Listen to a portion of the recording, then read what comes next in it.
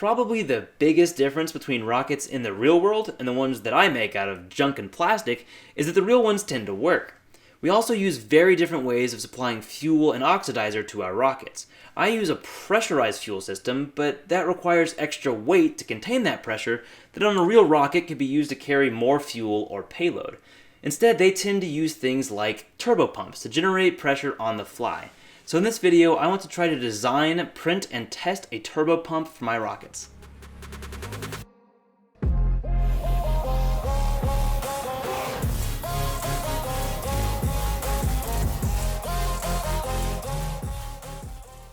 Now, saving weight is not my number one priority here. It's actually safety, because I've been using pressurized air to pressurize my fuel, like using an oxidizer to pressurize a rocket fuel. It's not a great idea.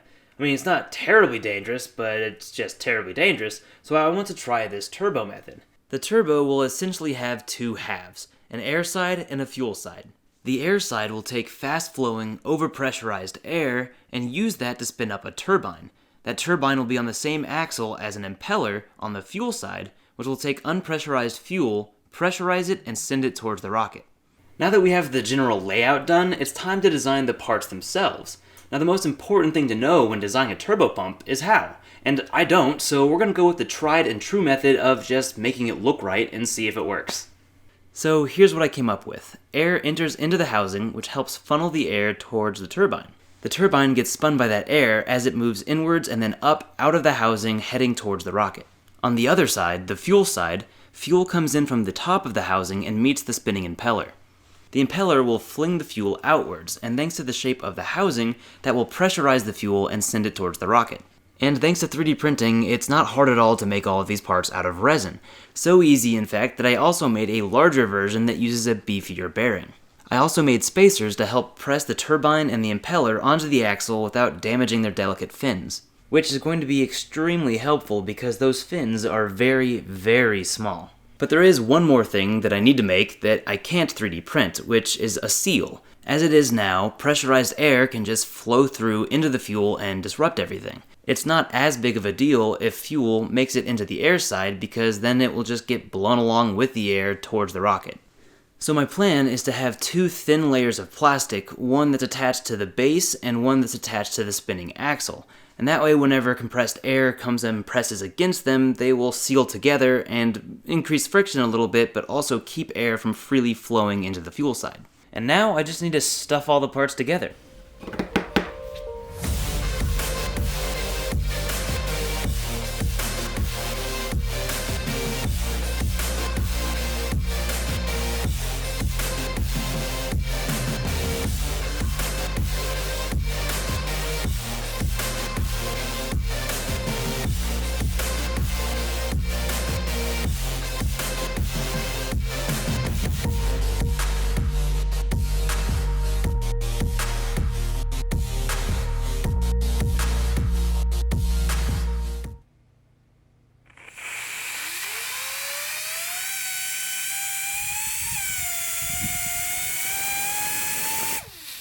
When assembled, without the seal at least, it's very easy to get the turbine going really fast, even with your own breath.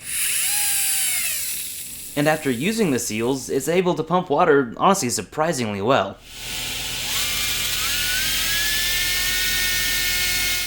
And by putting the fuel, or for this test, water, on a load cell, I can measure the mass flow rate that the pump can achieve.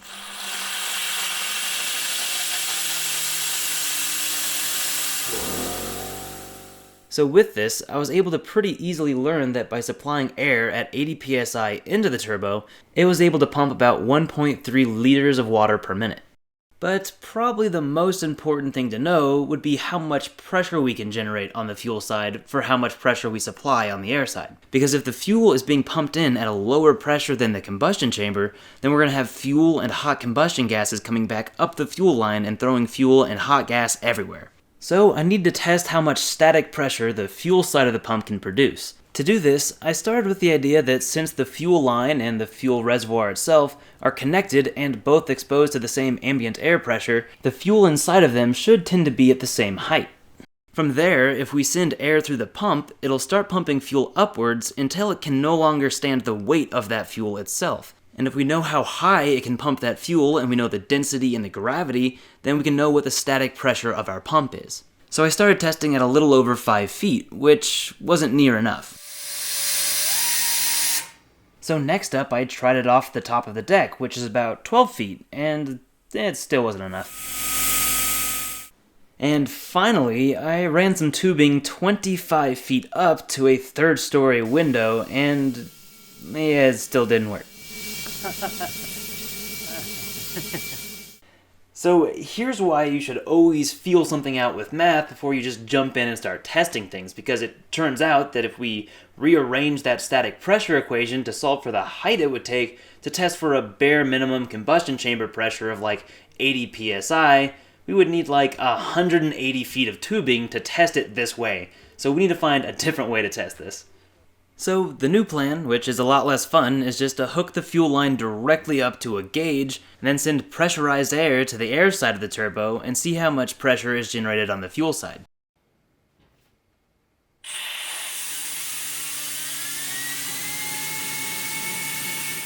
By testing with this method, we can really easily see that by supplying 80 psi of pressurized air to the air side of the turbo, we can generate about 20 psi of pressure in the fuel side. That tells me that we'll either have to really increase the incoming air pressure, or we'll have to find a way to optimize the turbo. Otherwise, if we hook this up to a rocket and tried to run it, the pressure in the combustion chamber would just throw the fuel along with hot exhaust straight back up the fuel line and throw burning fuel everywhere, which wouldn't be a good time. So if you have any ideas or resources on how to optimize turbines and impellers or turbos in general, leave them in the comments and I'll see if I can't improve it. But for now, we can use this as a sort of test to see how the turbo paired with an injector would behave if they were at 20 psi above the combustion chamber pressure. Almost like if the combustion chamber just wasn't there. Now for that, I'll need to make an injector that can mix the fuel and air together so it burns more easily. In a previous video, I made a swirl injector, but in this one I want to try and make an impinging injector. It's really simple, it just smashes a stream of fuel and a stream of oxidizer together to make tiny droplets and mix them really well so they burn super easily. All the design really needs is an inlet for air and fuel and outlets that point them together so that they'll impinge or collide with each other. And it might look like mine's designed to go on top of like a 2-liter bottle or something, but that's just a coincidence.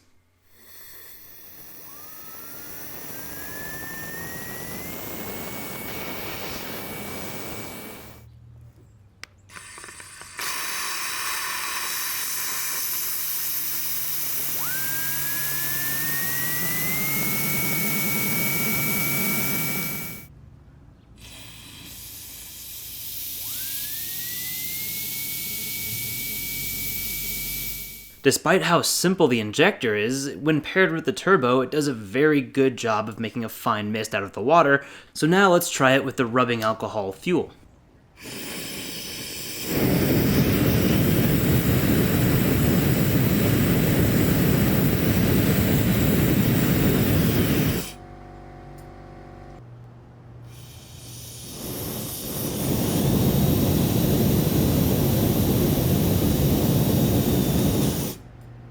So clearly it works, and I would say it's a lot more controlled, and the combustion seems a lot more complete than with my swirl injector.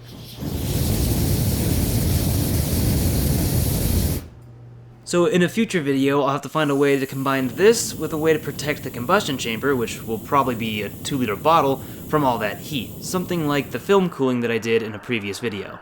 Because otherwise, a 2-liter bottle probably won't last very long.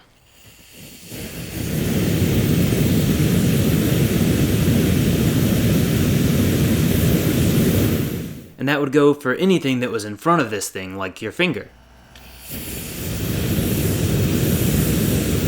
So yeah, I won't be posting the files for the injector, but I will post the files for the turbo because you can use that for a lot of other, much safer things. Also, it's wild how bright orange this hot dog grease burns.